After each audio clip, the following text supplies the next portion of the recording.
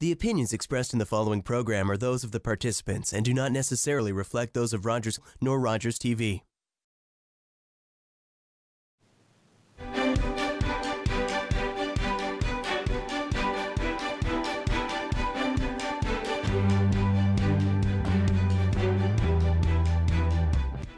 Hi, and welcome to Politically Speaking.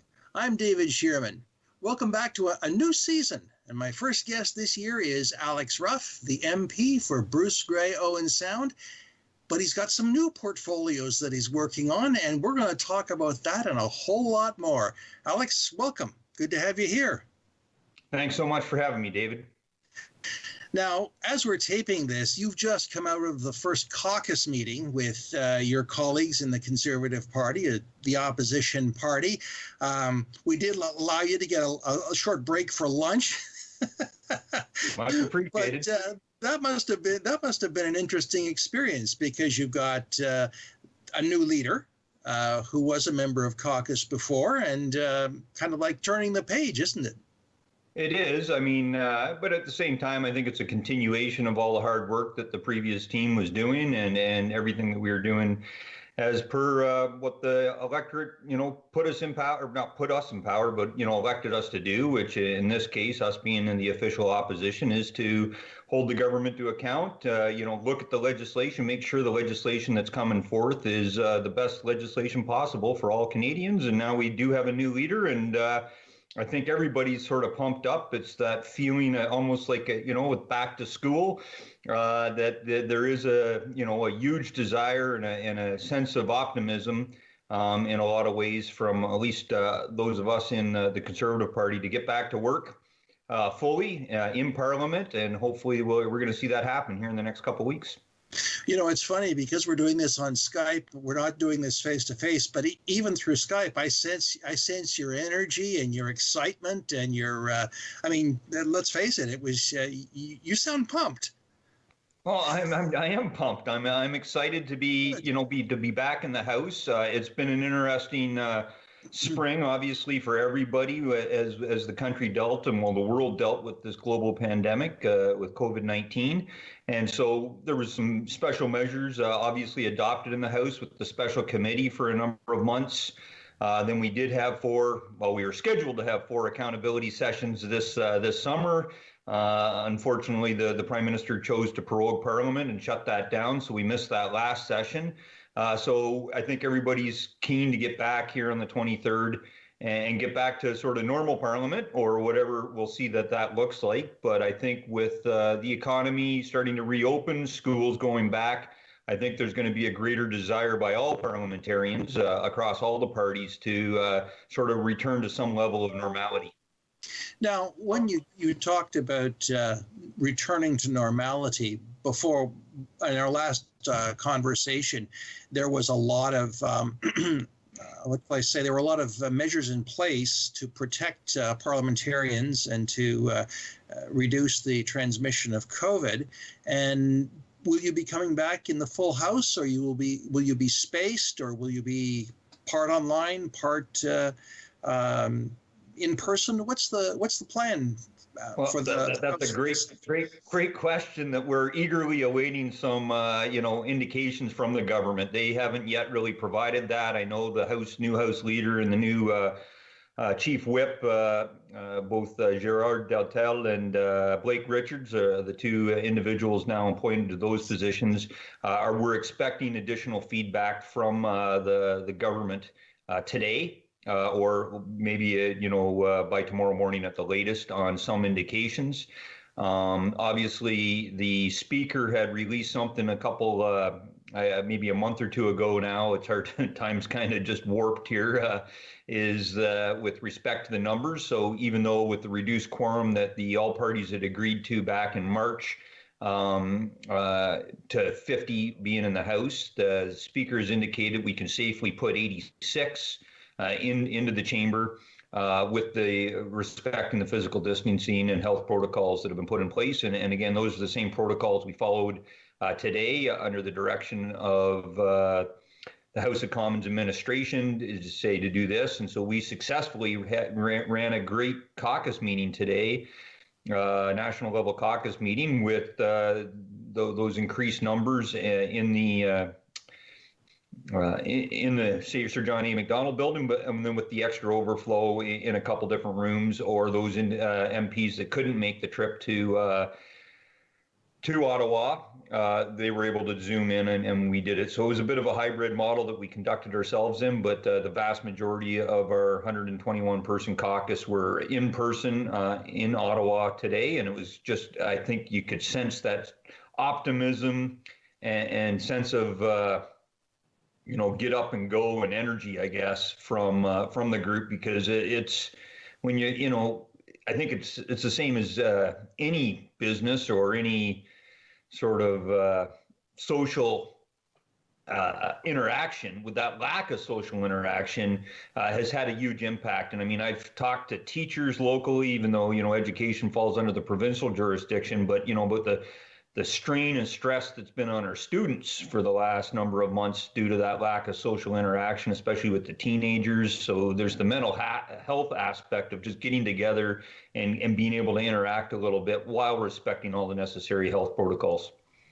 It's interesting that the way you're describing it sounds very much like the kids getting back to school, that the MPs are excited and they want to get back doing the business of the country. So that's a good sign. That's a very good sign for all of us.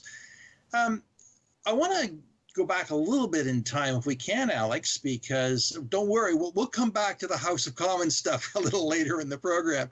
But I wanted to ask you kind of an obvious question. What did you do all summer?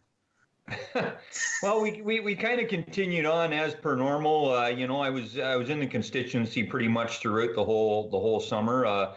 And to be fair, it actually was a slower tempo than I think it would have been normally, because we had to respect that. But I mean, I was to a number of events, the ones that still happened outdoors that I was able to participate in. Did a lot of calls early, with some of the business communities, with the ag folks. That never really stopped, trying to understand those issues. Obviously, the workflow coming into the office itself was a little bit higher than normal. Obviously, I spent a bunch of time with my daughter, which was great. We even got a little bit of hay in, which I'm glad it's just a little bit. The body's not used to what it used to be able to do 20 some odd years ago. So, doing it for a couple of days. You can't do a 14-kilometer ruck march anymore, Alex. Right? Well, no, I could do the ruck march. I'm quite confident I'm still capable of doing things. It's just that mowing hay up in the hayloft, that's a different type of muscle and a different type of use. And I mean, part of it's just the lower back and being bent over. And even though I'm the eldest of my brothers, somehow I'm the guy that ends up in the mow when it comes haying time. So it's there was a lot of that. As I said, some time with the family, lots of just sort of getting caught up to some extent. We've got the office up and running full tilt again. We still encourage people to book appointments if they want to come through, but we've got all the safety protocols in place there so that we can, control the numbers coming in the door. So we're respecting everybody's health. And at the same time, so that's a number of things. Obviously, there were a number of meetings early on in the thing. From a caucus perspective, we met every time before there was an accountability session. So we did that in July as well. And so just looking forward to kind of getting back to some level of normality. Well, the one thing you didn't mention, of course, is the leadership campaign that was going on. And you were involved in that, I'm sure. Yeah, no, and true. That did occupy a little bit of my, sort of the off-duty hours, if you want to say that. Most of that was done during Zoom calls at night. From from Aaron's perspective and the other candidates' perspective. But there was a little bit of work. I mean, I did volunteer to help out with that a bit, obviously, because I was keen to see Aaron win the leadership, and so I wanted to do my part. And so I was thankful that things, even if you looked at the results locally in Bruce Grey, Owen Sound, there was support for all four candidates in our riding. However, Aaron was successful, from first ballot right through to third ballot, which was what my goal was to help deliver it to him, and I'm glad it happened that way. It was interesting to see the way it kind of fell. did you not use a proportional representation system, or what was it called? What was the way that was called? Every riding's weighted equally. It's exactly the same, really, as a normal federal election works, right? In that it doesn't matter who wins the most, the popular vote. If that would have been the case, we'd be in government right now, because Conservative Party Andrew Scheer actually outperformed the Liberals in the October election from a popular vote perspective. However, they were much more efficient in their vote results, resulting in their larger number of MPs being elected. So it's the same way for a party leadership race. Every riding is worth 100 points. And so it doesn't matter. As you said, I think the riding with maybe the fewest number of Conservative members that chose to vote in the leadership was something like 51. Whereas we had over 1,141 members cast ballots in Bruce Grey Owen Sound. So we're one of the larger riding associations in Ontario. We don't quite top some of the bigger ones out west, but we do have a faithful membership that we're quite interested in casting their ballot in this race. And technical considerations aside, because there were some technical issues at the very end of the night of the announcement, it seemed like a pretty decent and open campaign, and everyone was doing their very best. Of course, I didn't, we never see what's in behind there and the arm twisting and leverage that gets placed upon people. But hey, the people were able to vote, and that's the important part. Yeah, the record votes, right? Over 270,000 approximately members in the party right now.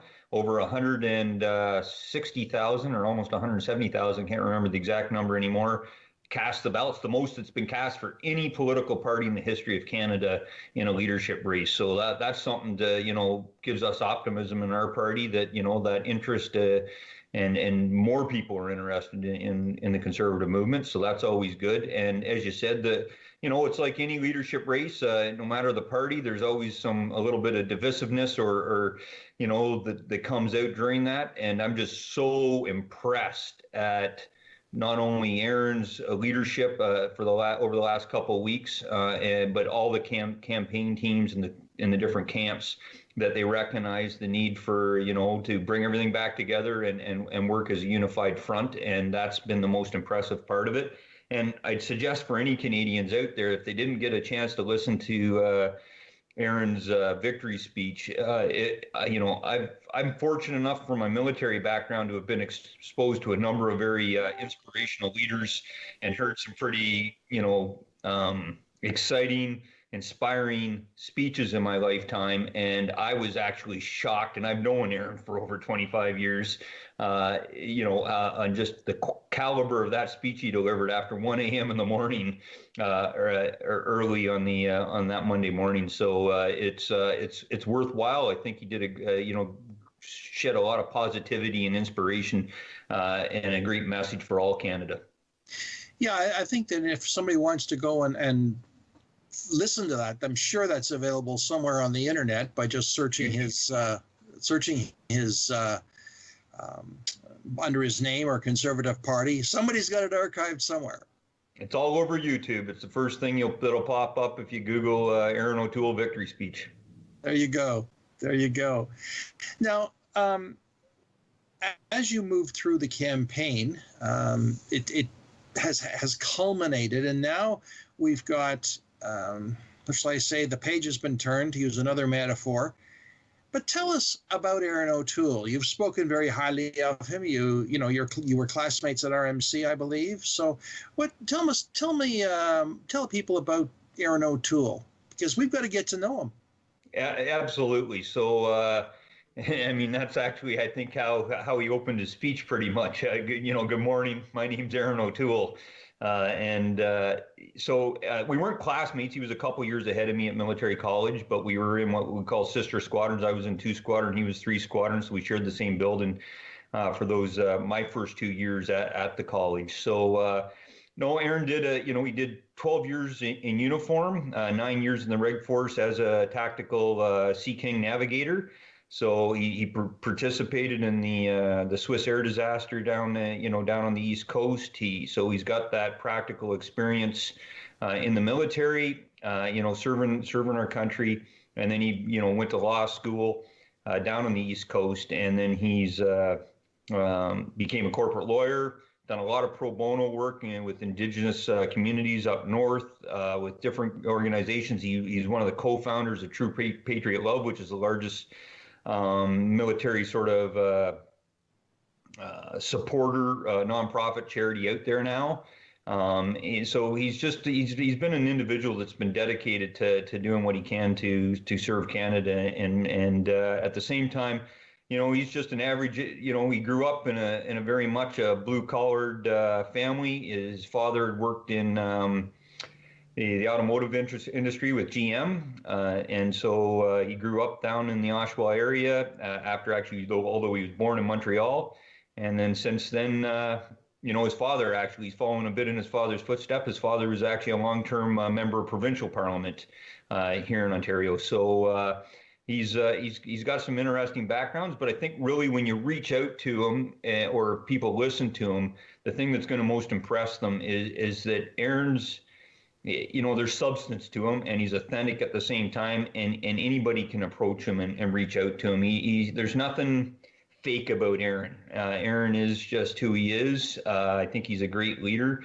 But he understands what average Canadians go through on a daily basis, and I think he's going to come up. He recognizes our job as the opposition is to hold the government to account, but at the same time, he understands that if we want to demonstrate to Canadians that we're a government in waiting, we got to come up with some solid platforms, some good policies that will resonate with Canada and all Canadians. And I think you're going to see that forthcoming. In fact, he's put a lot of it on paper. When he ran for the leadership 3 years ago and finished third to Andrew Scheer and Maxime Bernier, that was as a relatively new member of parliament. He had only got elected in the by-election in 2012, but his policy document was over 70 some odd pages even then, and he cut it back a little bit because he recognizes that not every person's going to want to read a 70-page document, but I think his document's still 50 pages long,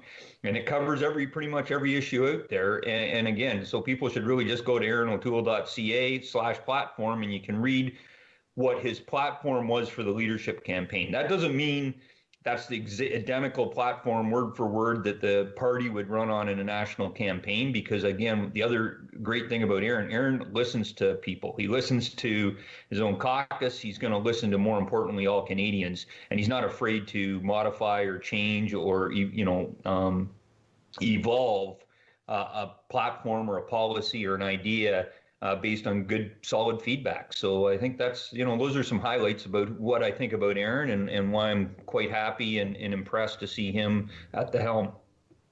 Yeah, it's interesting you should say that, John, because Alex, because I knew his father, John O'Toole. John was not just an MPP for the riding of Durham on the east side, on the east end of Durham region, but he was also mayor of Clarington, mayor of Clarington, and also I don't think he was ever warden of or regional chair of Durham region, but certainly he would have been active at the regional political level. So if it isn't in the DNA, it's certainly a part. Aaron is certainly a descendant of a political family, that's for sure. And I did notice in the shots I saw of the when he was given the word that he had won, there was his dad right there. His dad and his mom were all right there supporting him, which was kind of good to see. It's been a long time since I've seen John, but yeah, good to see. Good to see. Now, one of the things that we are that comes up in Canadian politics, and you probably can answer this, is how will Aaron O'Toole play in Quebec? Because he's got to be bilingual. That's kind of a given. And Mr. Scheer was competent bilingual, competent in French, but Aaron's got to be able to go in and and meet the people in Quebec where they are. And it's not so much the Liberals that are the roadblock there. It's the Bloc Québécois, because that's been the way the politics have divided for decades. So do you think he has a chance to make an advance for the party in Quebec? Absolutely. I mean, the reason Aaron won the leadership more than anything was the fact he won Quebec during the leadership race. He impressed everybody there. He impressed me. Like I knew, in fact, when Aaron first, in January, him and I had sort of a discussion, when he was sort of contemplating throwing his name into the hat again and running for the leadership. That was one of the critiques or warnings I gave him at the time. I said, hey, I haven't heard you speak a lot of French, recently. That's something you're going to have to work on, because it's something. And he's been working on it to the point where I participated, watched a number of his Zoom calls and with Quebecers. And I was shocked at not only his French, but at his comprehension. Like I like to think I can understand most of it and can get by, but there was some of the questions, and in particular, and I've seen him now performing with the French media. He understands the nuances, and he can get right to it. And even his pronunciation is way better than I ever gave him credit for. And he's to the point where our Quebec colleagues are like, wow. Like I've been in the room even, where Aaron's speaking French, and I don't look at him. I'm looking at the Quebecers in the room, the Francophones, and you can judge then, on how well he's performing. So that the language thing aside, because again, we've got some interesting examples in our Canadian history of different prime ministers and leaders, being questionable, performance in either official languages in some cases. And so I think Aaron's, he's got that forte and that competency in the language itself. But one of the things, too, that I think appealed to a lot of the conservative members in Quebec, Aaron actually had a specific platform for Quebec to address some of their concerns and issues, because they are a distinct culture, and it's been recognized, even, under the previous conservative government as a distinct nation. And so therefore, Aaron recognizes that. So I think you're going to see him do a lot better. And again, your commentary about the Bloc, I mean, it is kind of sad, and I'm not a political historian by any stretch. I'm sure you're much more up to speed. But when you look at where the Bloc came out of, in the 80s, a lot of them came from the Conservative Party, and however, under Harper, the Bloc Québécois basically ceased to exist. They were down to a few seats left, 6 seats I think left in the House of Commons, and unfortunately, since the government has changed over, that's where we've seen some of this,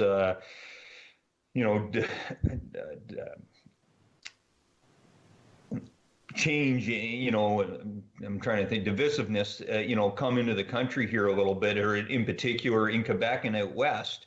But, the Bloc have risen up again just in the last 5 years to where they are a third-party status and have a lot of influence in the House of Commons, which, again, I have no critique against the individual MPs. A lot of them are just great people, and they're doing their best to represent their constituents. But I always question when you have a party in the House whose sort of one of their main purposes is to separate from the country, right? So so I believe Canada first. That should always be that way. I mean, obviously, I'm a little bit biased towards the constituents of Bruce Grey, Owen Sound myself. However, we're all in this as a country and as a nation. It's interesting you mentioned that, Alex, because in 2012, as I recall, that was the election of Orange Crush, when Jack Layton led the NDP and basically wiped Quebec, turned Quebec orange, and that was the result that left the Bloc and anybody else kind of out of the picture. At the same time, it swung back into the Liberal hands in the last election. It will be always interesting to see what will happen in the next election, whenever that's going to be. And we're going to get to that in a minute, believe me. It's interesting to see that regional nature of this country and the various parties. One of the comments that has been made is that the Conservative Party currently has a strong leaning to the West and rural Ontario, which is, I think, both of them are reasonable and fair comments. Do you think that's going to cause Mr. O'Toole a bit of a challenge? Because, okay, he's got a base, but he's got to work outside his base to win the next election. No, absolutely. I mean, that's not a hidden, secret or anything. We recognize fully as the Conservative Party that in order to form government, you have to win seats right across this nation. The Liberals have demonstrated you can form government without the West, because they basically got shut out of the West, which isn't good. Whereas we do got representation. We need more representation in the Maritimes. We need to do better in Quebec, and we need to do better in the 905. Ultimately, we fully acknowledge that your suburban parts of the country around your major urban centers are where a majority of, I think, what you call your swing voters reside. And they're the ones that ultimately will impact and affect. And I think that's one of the great things about Aaron. Aaron understands this. He's been elected or re-elected 3 times now in the Greater Toronto Area, in the exact part of the country where we need to to win more seats in order to form government. So he gets that. He understands this wholeheartedly, and he understands where we can make inroads. He's got roots, as I said, across the country. And I think, we're gonna get there. I mean, I'm optimistic. It's interesting you mentioned his own history, because as I recall, I lived in that riding back in the 90s, and it was represented by Alex Buchanan, who was a Liberal, and then it went Conservative, and there was some rejigging of the boundaries, which actually caused that change, near as I could tell. And the minister who came in was the infamous, I believe, the minister who I'm pretty sure she was the orange, the $10 orange juice. Yeah, Bev Oda. That's the name, Bev Oda. And then Aaron won. But what's really interesting about that riding is that it's very much, although it's changed, it's a predominantly rural riding, because it's long. It's the east side of Durham region. It goes up. Well, it did go up as far as Beaverton. It's quite a long ride, quite a rural riding, but it's changing because it's the very eastern edge of the GTA. So it's Aaron has done well. Don't get me wrong, but having lived there, there were, when I lived there, some very true blue Conservatives who would have given the true blue Conservatives here in Bruce Grey Owen Sound a run for their money, if I could say that. Wonderful people, I have to say, just wonderful people. But it will be a very, very interesting time as we go forward. Now, before we get into sort of going forward, what I was going to ask you very briefly is, what do the next 2 weeks hold for you? And then what we're going to do is I want to hear about that, and then we'll take a break and we'll talk about your new role and what is going to happen afterwards. So what do the next 2 weeks hold for you, Alex? Well, so I just got a few things to finish up. We've got a couple more meetings here over the next couple days, and then I'll be heading back home on Sunday, back to the riding for the week. I do have some caucus meetings at the regional side, from an Ontario side, over in Alliston next week during the middle part of the week. But then I'm basically back in the riding all next week, and then we're back here, and we'll have meetings kicking off, even though Parliament doesn't reconvene until the 23rd. We'll be back. We got meetings already booked in on the 21st. So, there'll be, I think my schedule is going to be fairly busy, working with Mr. Richards and the House leadership team once we get a little bit more fidelity from the government and the other opposition parties, and coming up with sort of what we think Parliament's going to fully look like, and try to get as much of that negotiated ahead of time, so that there's some semblance of agreement going into the way we think things should look and move forward. Because ideally, we're there to work for Canadians, and I think everybody, we won't agree on all aspects, but ultimately, I think all the parties want to get back to work and get back to the House.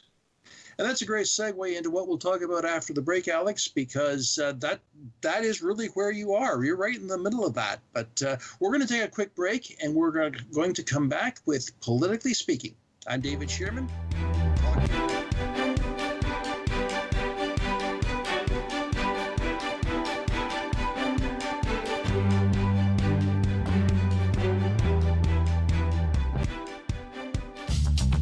This program is brought to you by Ignite TV. Now you're in command. Visit Rogers.com for more details.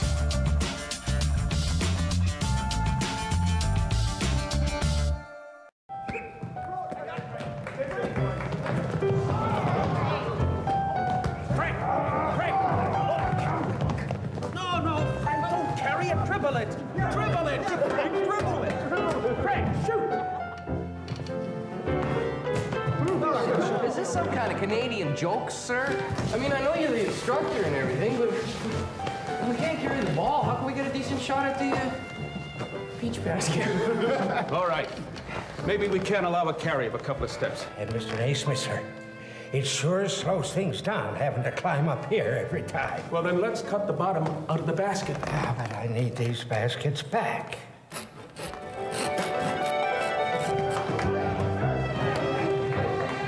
100 years after James Naismith from Almont, Ontario invented it, basketball was being played by hundreds of millions of people around the world.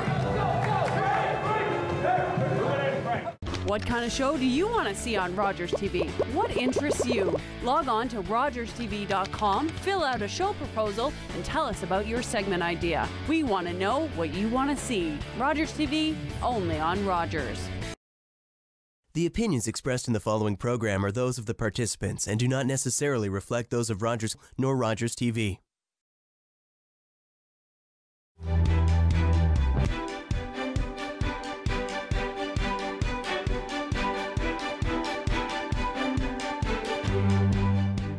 Hi, and welcome back to Politically Speaking. I'm David Shearman. My guest is Alex Ruff, MP for Bruce Grey Owen Sound, and we're just on the cusp of a new session of Parliament, and we're talking about what Alex has been doing, his new leader, Erin O'Toole, and of course, we're going to get into what's next.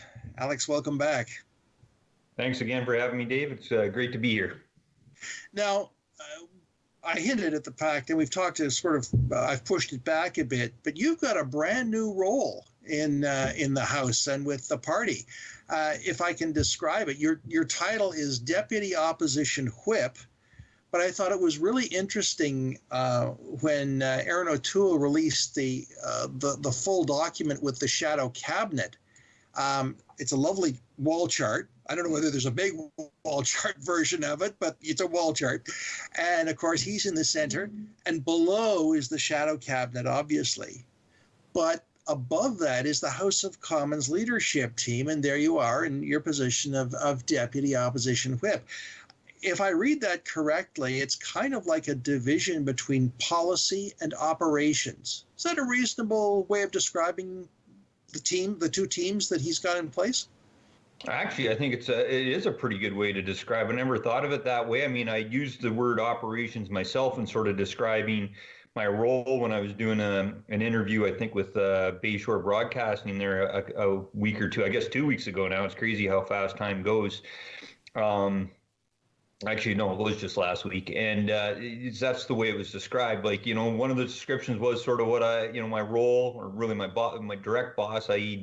Blake Richards, as the chief whip, is to sort of be the vice principal of the school, But the other way I look at it, it is that day-to-day operational side of the House for how the House runs. What are those big issues that are going on, and making sure we have the right number of MPs present, that everybody's accounted for, not only in the House. It's in particular important when there's votes going on, And then secondly, in all the committee work that's going on, and that we're aware of that. But I think, what I consider the real privilege, and I'm thankful for Aaron giving me this opportunity, is it just allows me to be that sort of sounding board and a little bit, the frank advice to him.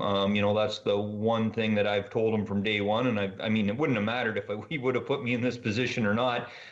He would have got it from me anyway, right? Because, that's just who I am. And I think we have a history in this riding, both provincially and federally, of having MPs that aren't afraid to, speak up and represent their constituents wholeheartedly. So, but I think you're right. A good way to describe the difference between the two sort of split or division of work or labor within the team is your shadow ministers are focused very much on the policy aspects, looking quite in depth into all their respective counter government's legislation that impacts their specific portfolio, coming up with critique and ways to improve it. But at the same time, working really in reality, what our platform would be or what we think would be a better way to solve the puzzle. Whereas ultimately, we're there to sort of, my role is a bit more involved in the sort of let's make sure everything's working on a day-to-day basis and stay focused in the way forward. Yeah, because I see that on the policy side, there's some very familiar names. I mean, Pierre Poilievre is back in finance. Mr. Scheer is also back in the shadow cabinet as infrastructure and communities. But there's other familiar names that Marin Gladue. I'm just looking at some of the ones that I recognize right off the top. Rob Morrison for National Security. The Honourable Peter Kent for Employment, Workforce Development, and Disability Inclusion.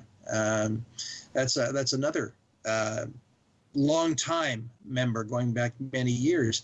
But the operations side is equally interesting because you've got yourself plus Candice Bergen, a very clear Quebec lieutenant in Richard Martel, and it looks like a very, very interesting group to work with. Now, I wanted to ask you, you referred to the number of people, making sure that all the MPs were present and accounted for and were there.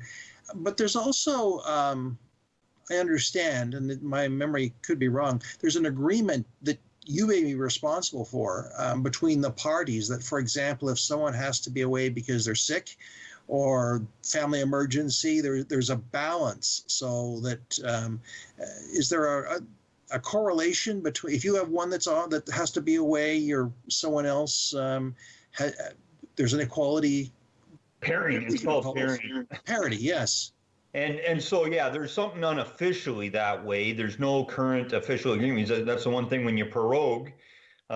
Everything gets thrown in the garbage. That's the one thing I don't know if all Canadians understand fully is that when the Prime Minister prorogued Parliament, even every single one of pieces of their introduced legislation go back to square one. All the committees stopped, and so a lot of progress got thrown in the trash bin when the government was prorogued. And so, but that includes sort of the agreements that we had for hybrid sittings, the agreement for reduced representation in the House, and even something like pairing. So there that is a policy or a procedure or practice, I guess is a better word, that has been used historically. It still is normally used. It's normally initiated more at the bequest of the government, not the opposition parties. And it's the government asking to do that when they have to have a minister travel or something like that, because obviously, and then what they'll do then, especially if there's a shadow minister, let's just take defense, for example. If you look historically over the last few years with Minister Sajjan, who's been the minister since the Liberals formed government, and James Bazan, who's been the defense shadow minister, a lot of the time when the minister travels, if the situation allows, he will take the shadow ministers from the opposition parties with them. So James sometimes travels with them, and you provide that thing, and at the same time it protects the sort of integrity of the election results, because if not, if the government takes too many of their people away, it could lead to them getting defeated in the House. And I believe that the government, not this government, we're going back probably 40 or 50 years. That has happened. It's been very, very close, and governments have been brought down. Yeah. No government's been brought down recently that I'm aware, but there have, because they weren't confidence votes. When they're confidence votes, normally there's a lot more detail or attention to detail put into it. However, there have been votes in both the previous Conservative government and even in the previous session, from my understanding, that didn't go the way of the government of the day because of somebody messed up a little bit, right? Or it resulted in, it got interesting, to say the least, apparently. So that'll be part of to stay on top of that. And again, the unique challenge that we have right now is at the same time holding and making sure we're following through once an agreement is struck between the different parties, that you don't have too many people in there. And again, that's where it really gets tricky, because when you talk about, about a lot of MPs, regardless of party affiliation, that they're there to represent their constituents, and there's a lot of pressure from their constituents, as I said, regardless of what party they're there, the banner that they're under, to be there, and their constituents expect them to be there. But when you are, for health reasons, like right now, or over the last number of months, that you've agreed to a reduced number, you have to find that fine balance. And some MPs, it's their privilege to be in the House. Like, it doesn't really matter what agreement there is.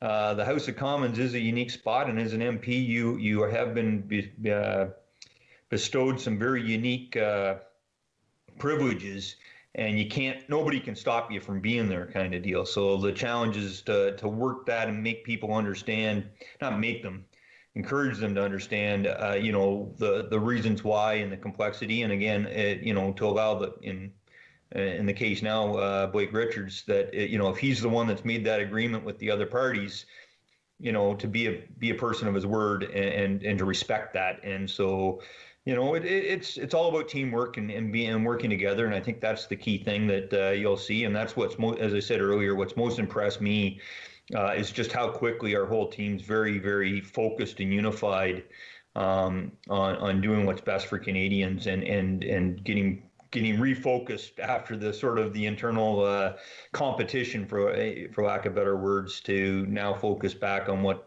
Canadians elected us to do.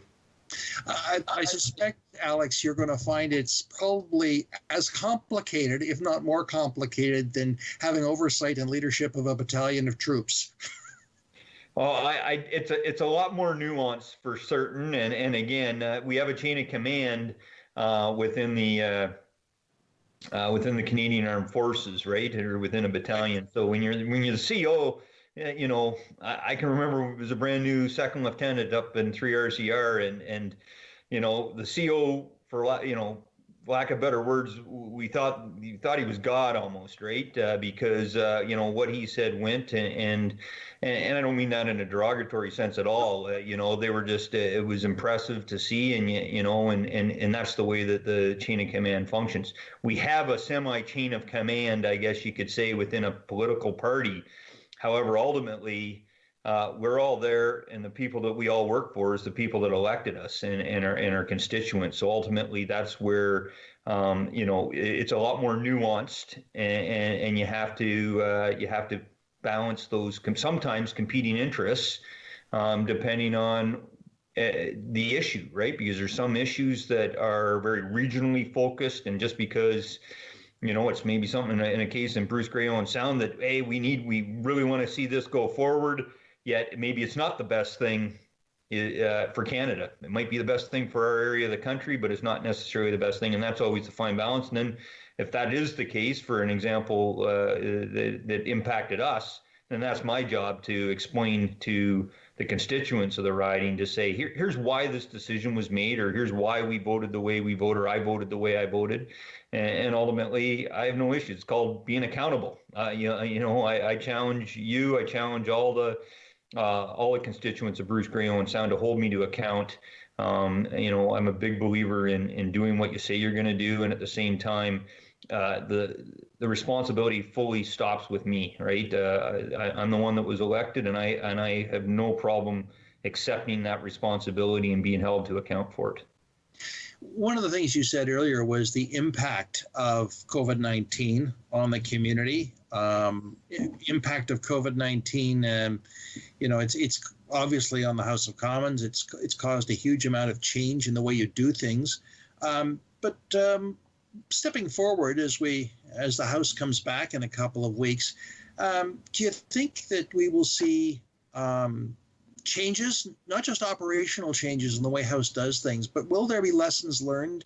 Do you think the government will be introducing policies? Do you think that there will be some changes that will be maybe in the throne speech that we'll all be waiting upon with bated breath? Well, that's the $1 million question, really, right? Is what is going to be in that throne speech? I think we've seen some trial balloons released by the government already.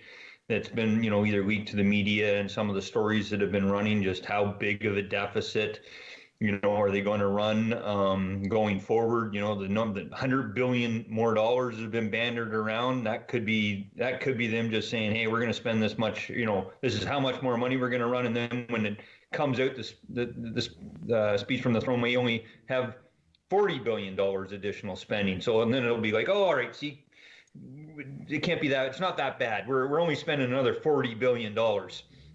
On top of the $343 billion that's already been spent this year. So I have no idea, what it's going to be and exactly what it's going to look like. I think it wouldn't be fair to, determine, whether or not there's going to be some. My assumption, there should be some great stuff in there.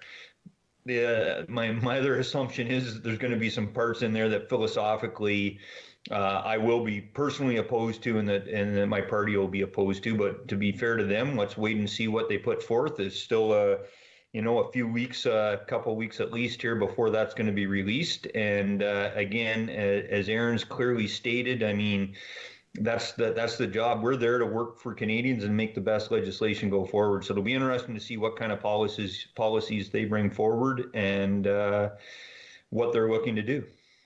Well, some would say that the WE scandal forced Bill Morneau out of cabinet, and he won't run again. He has said, and he has resigned, I believe, as an MP. So some would say that, well, that's going to be a change, and Chrystia Freeland is the new Minister of Finance, and although she's a respected scholar and author and journalist, it'll be interesting to see what her proposals are coming forward.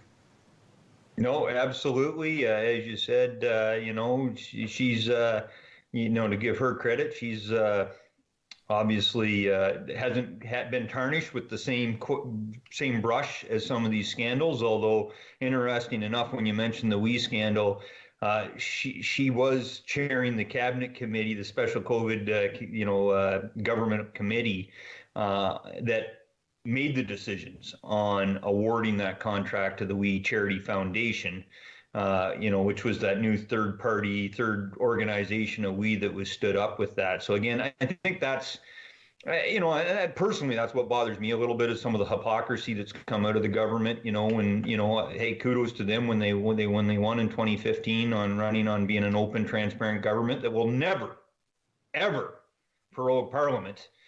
And again, fascinating enough, 5 years later, they've done that. When, as I said, if they needed a new throne speech, I'm not, as I said, an expert on whether or not you actually need to prorogue to call a new throne speech. But even if you do have to go through that method in order to do it, they could have done that on the 21st of September.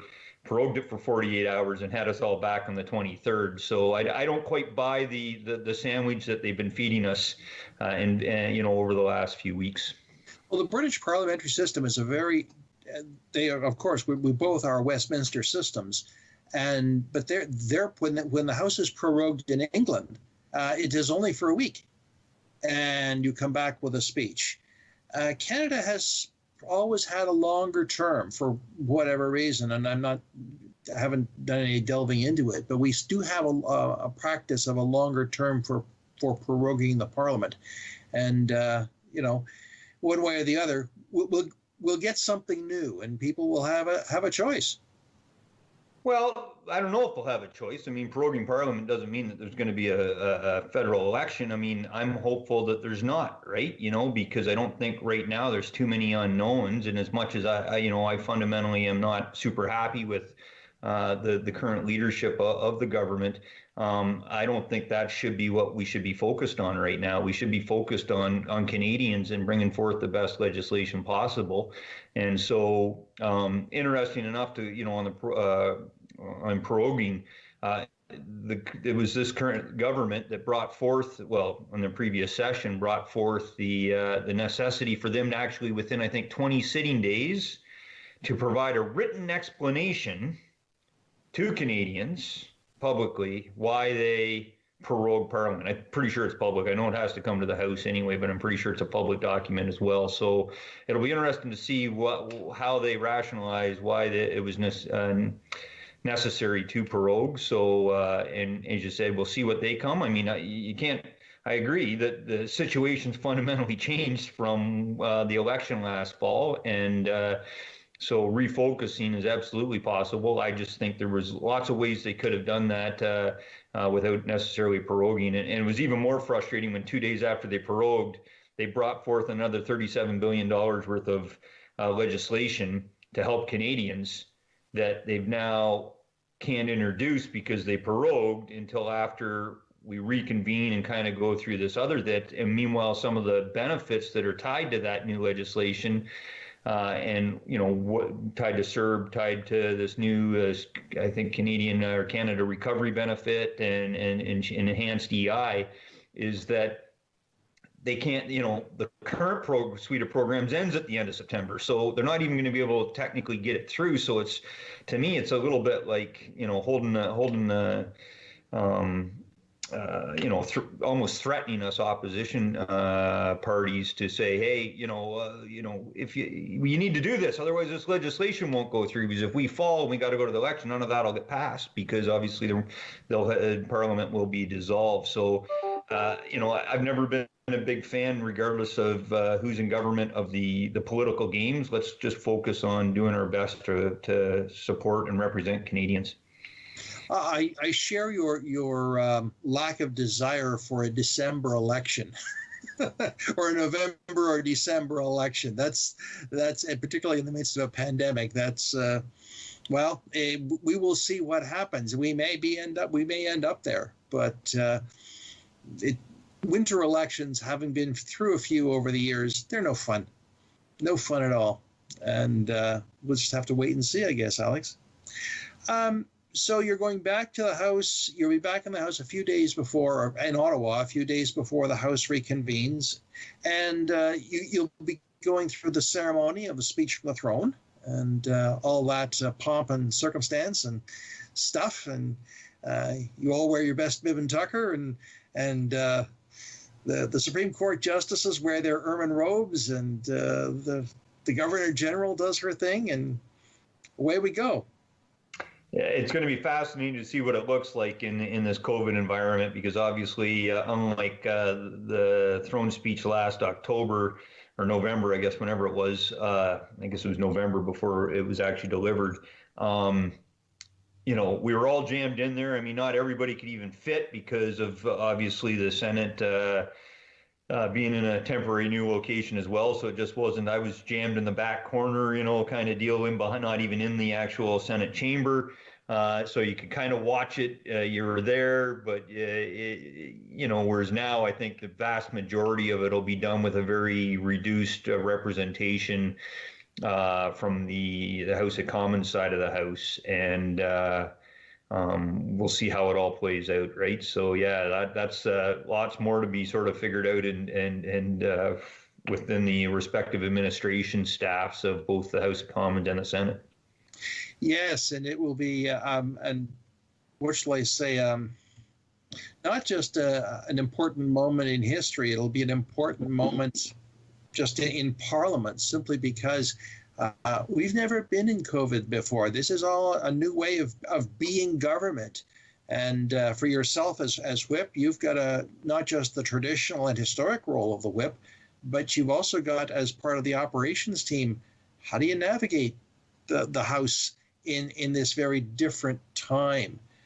It'll be interesting to see what changes both the government proposes as a result of COVID and what things actually get passed, because that'll be what everyone will be watching. Absolutely. Yeah, Alex. So you said you'll be in the riding just for about a week or so, and so I presume that if people want to reach out to you, they can contact you through your constituency office and set up an appointment. Are you finding that you're able to do more work by Zoom now? Are you able to talk to constituents using various teleconferencing software like we're using?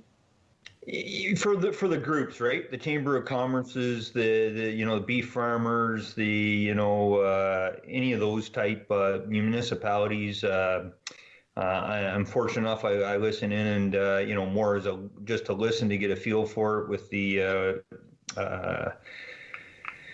regional sort of, I think it's Grey County sort of chairs it, Recovery Task Force, and some of the different groups that do that. So that's where, if it's a group meeting, definitely using a lot more. But when it comes to individual one-on-one, the vast majority hasn't really changed.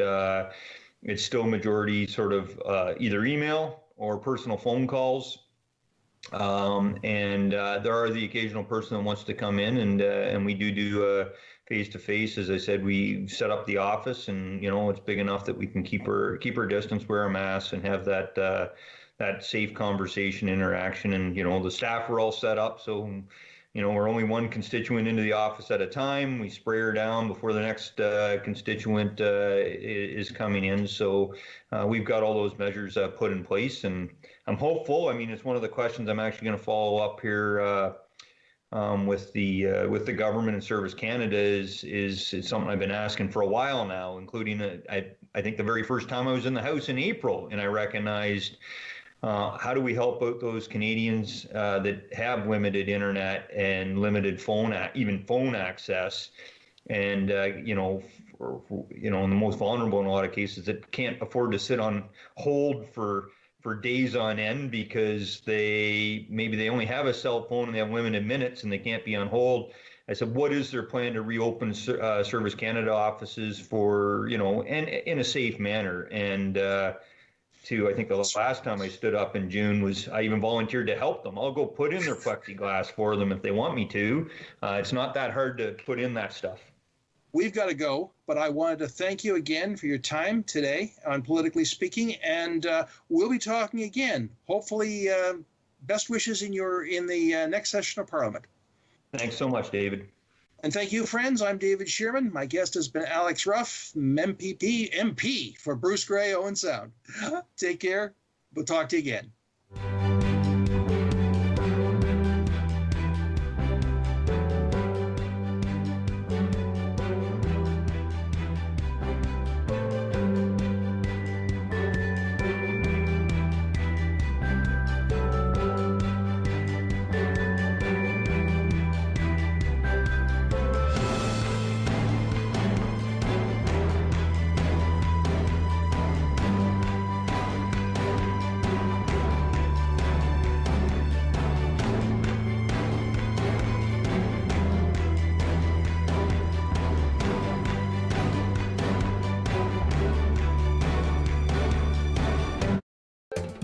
Call the Rogers TV viewer response line, email us, or connect with us on social media.